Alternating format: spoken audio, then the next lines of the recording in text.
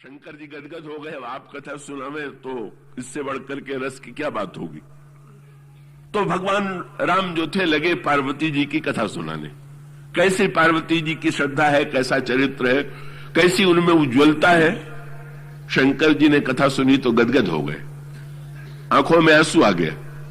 प्रभु प्रसन्न हुए कि चलो कथा का जो प्रभाव पड़ना चाहिए था वो पड़ गया, तो अब तो मेरी बात मान ही लेंगे।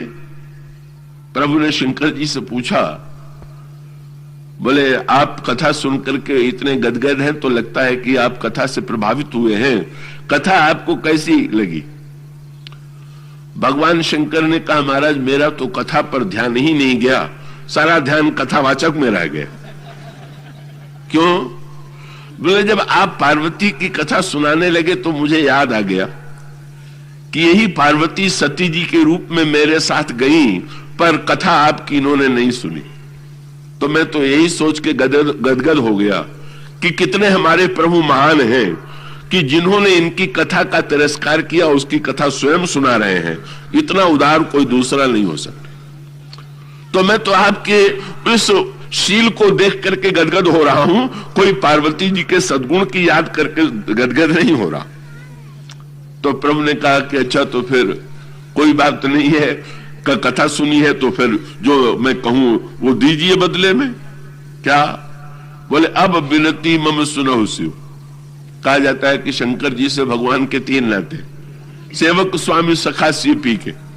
तो प्रभु ने तीनों नातों की दुहाई दिया, अब विनती मम सुनो, अगर मेरे स्वामी है तो विनती सुनिए। शंकर जी ने कहा नहीं महाराज मैं आपका स्वामी कैसे हो सकता हूं। तो प्रभु ने कहा अच्छा मित्र तो है, तो मित्र है तो भी मैं दुहाई देता हूं अपने प्रेम की। अब विनती मम सुनहु शिव, जो मोह पर निज ने हूं। शंकर जी ने कहा ना, मैं आपका मित्र भी बनने योग्य नहीं हूं, मैं स्वामी बनने की तो कल्पना भी नहीं कर सकता, मैं तो आपका सेवक हूं। प्रभु ने मुस्कुरा करके कहा तब तो मेरा काम और सरल हो गया। अगर आप स्वामी हैं तो विनती सुनिए, मित्र है तो प्रेम की दुहाई दे रहा हूं, और सेवक है तो बोले अब विनती मम सुनहु शिव, जो मोह पर निज ने हो। आप सेवक हैं ना, तो सेवक का काम है स्वामी की आज्ञा मानना। बिल्कुल। तो बोले जाई विवाह शैल जाई। तो फिर अगर सेवक हैं तो मैं आपको आज्ञा देता हूं कि आप जाकर के पार्वती जी से विवाह कर लीजिए। और ये जब वाक्य कहा प्रभु ने, तो शंकर जी ने कहा प्रभु यद्यपि उचित आसनाई, नाथ बचन पुन मेट न जाई, सिर धरि आयसु करिए तुम्हारा, परम धर्म या नाथ हमारा। आपकी आज्ञा सिर माथे, अब तो आप संतुष्ट हैं। प्रभु ने कहा बिल्कुल संतुष्ट नहीं, आप मेरी आज्ञा को जहां रख रहे हैं मैं वहां रखने से संतुष्ट नहीं हूं। शंकर जी ने कहा आपकी आज्ञा सिर पर। भगवान ने कहा मेरी आज्ञा को सिर पर मत रखो।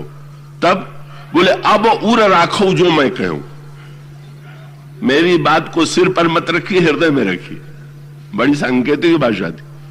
व्यंग्य यह था कि सिर पर रखिएगा तो वहां तो गंगा है, पता नहीं कब मेरी आज्ञा भी बह जाए गंगा के प्रवाह में। और सांकेतिक अब शंकर जी का अभिप्राय है कि हृदय नहीं स्वीकार कर रहा पर बुद्धि से आपकी बात मान लेते।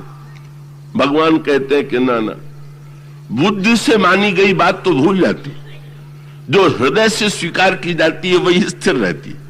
तो मेरी आज्ञा को मस्तिष्क पर बोझ समझ के मत उठाइए कि अब प्रभु ने कह दिया है तो पूरा करना होगा, कि मेरी आज्ञा को तो आप हृदय में धारण कीजिए, तभी मुझे संतोष होगा। मानुष अभिप्राय ये है कि हमारी सबकी समस्या यही है कि जो बातें सुनते हैं उसको सिर पर तो धर लेते हैं, पर बुद्धि से धारण करने के बाद भी उसे ढोते भले ही रहे, पर जीवन में उतरना बड़ा कठिन हो जाता है। तो प्रभु ने शंकर जी को तो प्रेरित कर दिया कि महाराज महत्व तो हृदय का ही। और रावण के संदर्भ में भी मोह रावण है, और मोह पर प्रहार करने के लिए मस्तिष्क का भी बड़ा महत्व है। यह नहीं कि समझने का महत्व नहीं है, वो तो बड़े काम की बात है ही है। और कर्म का भी जीवन में बड़ा महत्व है, भुजा और सिर का भी महत्व है। पर त्रिजटा ये कहती है कि जब तक प्रभु रावण के हृदय पर बाण नहीं चलाते हैं तब तक उसकी मृत्यु नहीं होगी। श्री सीता जी ने कहा तब तो बड़ा सरल उपाय है। जब 30 बाण के द्वारा प्रभु रावण की भुजा और रावण का सिर काट देते हैं तो एक बाण और चलावे हृदय को भी बीध दे। त्रिजटा ने जो वाक्य कहा आपने ध्यान दिया उस पर? त्रिजटा ने यह कहा कि रावण के हृदय पर प्रहार करना तो सरल है, पर प्रभु के सामने बड़ी समस्या है। समस्या क्या है? बोले प्रभु को यह चिंता है कि कहीं रावण की मृत्यु के साथ साथ संसार की मृत्यु न हो जाए। ये रामायण की भाषा इतनी सरल होने के साथ साथ इतनी जटिल है। भगवान श्री राम के सामने समस्या यह है कि रावण की मृत्यु हो पर संसार की मृत्यु न हो। त्रिजटा से श्री सीता जी पूछती हैं कि रावण की मृत्यु से संसार की मृत्यु का भय क्यों है? तो त्रिजटा ने जो कहा है वो आपने पढ़ा होगा। भगवान राम जब रावण की हृदय की ओर देखते हैं तो उधर दृष्टि जाती क्या दिखाई देता? त्रिजटा ने यही बताया।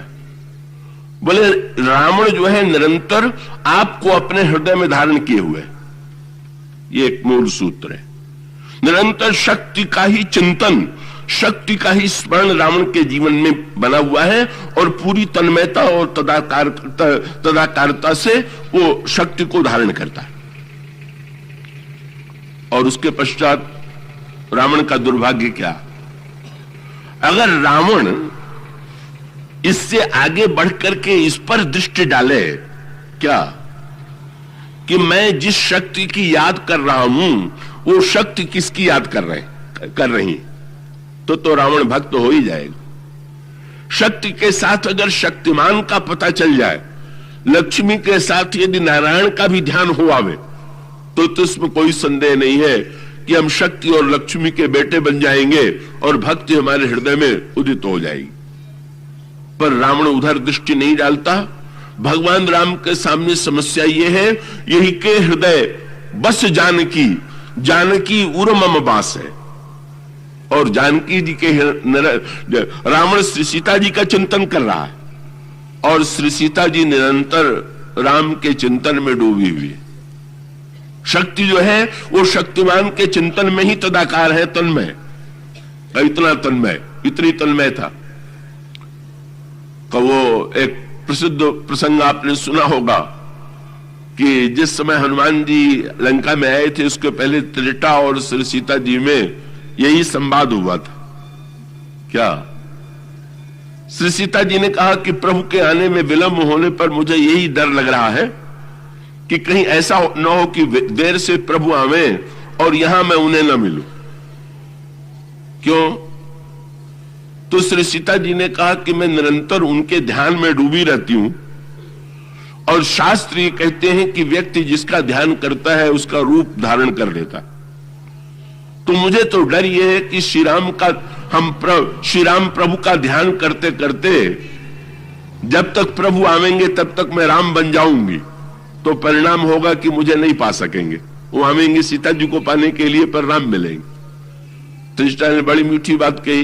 बोले चिंता मत कीजिए, यदि आप उनके चिंतन में डूबी हुई हो राम हो जाएंगी तो भी तो आपके चिंतन में डूबे रहते हैं वो सीता हो जाएंगे, तो आप दोनों का मिलन तो ज्यों का त्यों है का, उसमें कोई अंतर आने वाला नहीं है। इसकी चिंता आप न कीजिए। ध्यान की तदाकारता, तो रावण में ध्यान की तदाकारता की क्षमता तो है। कभी बुरे व्यक्ति में भी कभी कभी एकाग्रता की बड़ी तीव्र शक्ति होती है और अच्छे व्यक्ति में भी ध्यान माने जहां चित्त एकाग्र हो जाए। तो कोई आवश्यक थोड़ी है कि अच्छा व्यक्ति ही अपने मन को एकाग्र करे, बुरा व्यक्ति अपने मन को एकाग्र नहीं कर सकता। का बुरा व्यक्ति भी अपने मन को एकाग्र कर सकता है। तो महत्व एकाग्रता का नहीं है, एकाग्रता के दुरुपयोग और सदुपयोग का है। कई लोग ऐसे संसार में होते हैं जो मन में एकाग्रता से बड़ी शक्ति प्राप्त कर लेते हैं और फिर उसका मनमाना दुरुपयोग करते हैं। ऐसी घटनाएं का समाज में होती ही रहती हैं। रावण के जीवन में यही कमी है। रावण में एकाग्रता का ये परिणाम है कि रावण चाहे जो रूप बना लेता और उन रूपों का जैसे रावण साधु बन गया। ये एकाग्रता का ही तो फल है। योग के द्वारा एकाग्रता से जो चिंतन करता है वही रूप बना लेता है। और वो रूप बनाने के बाद फिर जब वो श्री सीता जी का हरण करने के लिए जाता है तो इसका अभिप्राय है कि रावण जो है निरंतर अपनी क्षमताओं का दुरुपयोग करता है, शक्ति का दुरुपयोग करता है। श्री सीता जी के चिंतन में भी उसकी धारणा वही है, शक्ति के चिंतन में भी अगर उसकी दृष्टि ये चली जाती है।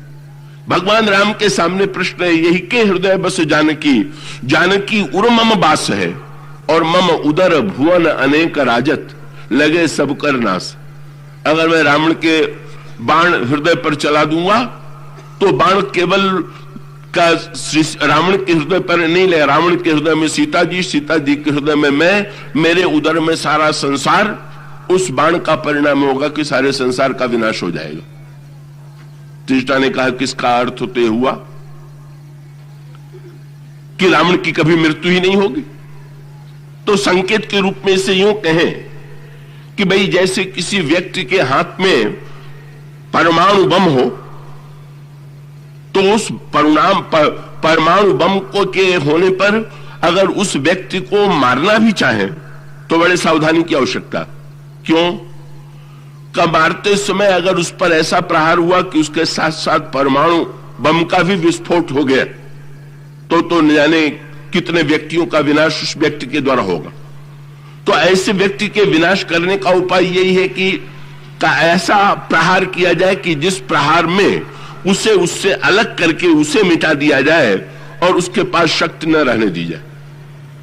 भगवान राम के सामने यही समस्या है कि रावण के पास शक्ति का स्रोत आ गया है और उसका दुरुपयोग कर रहा है। जब तक शक्ति के स्रोत से रावण को विच्छिन्न न कर दे तब तक रावण के विनाश का अर्थ है संसार का विनाश। और तब भगवान श्री राम त्रिष्टा ने बताया कि नहीं, अंत में रावण के चिंतन की भी एक सीमा है। एक बाण ऐसा लगेगा उसको कि लागत सर होई ही विकल, छुट जाई तो धान। कब प्रभु का एक ऐसा बाण लगेगा कि उसका ध्यान आपकी ओर से हट जाएगा और प्रभु शक्ति से रावण को विच्छिन्न करके जब रावण पर प्रहार करेंगे तो रावण की मृत्यु होगी, संसार की मृत्यु नहीं होगी। किसका तात्विक इसकी व्याख्या और भी गंभीर गहन रूप में की जा सकती है, पर आज इस संदर्भ में उससे अधिक लेना उपयुक्त नहीं है। उसका तात्विक अभिप्राय ये कि सीता को महाशक्ति के रूप में रावण भी चाहता, उन्हें पाने की बात सोचता है और दुरुपयोग करने की बात रावण के जीवन में है। और कुछ समय के लिए ऐसा लगता है कि रावण ने सचमुच महान क्षमताएं प्राप्त करनी है और कर ली भी थी, लेकिन अंत में तो रावण का विनाश संभावी। तो इसका अर्थ यह है कि श्री सीता जी को पाने की चेष्टा हम रावण के मार्ग से न करें। श्री सीता जी को पाने की चेष्टा करने का सर्वश्रेष्ठ उपाय वो है जिस पद्धति से हनुमान जी ने सीता जी को पाया। वही मार्ग है, वही पद्धति है। श्री हनुमान जी ने कैसे पाया, कैसे खोजा, वो प्रसंग कल से आपके सामने प्रारंभ हुआ था। आइए थोड़ा यात्रा में आगे बढ़े, क्योंकि 9वें दिन में हम लोगों को मां के पास पहुंच करके उनका आशीर्वाद पा लेना है। ये तो ऐसा प्रसंग है कि बरसों कहा जाए तो भी सुंदरकांड तो पूरा होने वाला नहीं है। वो इतना गहन दार्शनिक, भावनात्मक और विलक्षण प्रेरक प्रसंग है।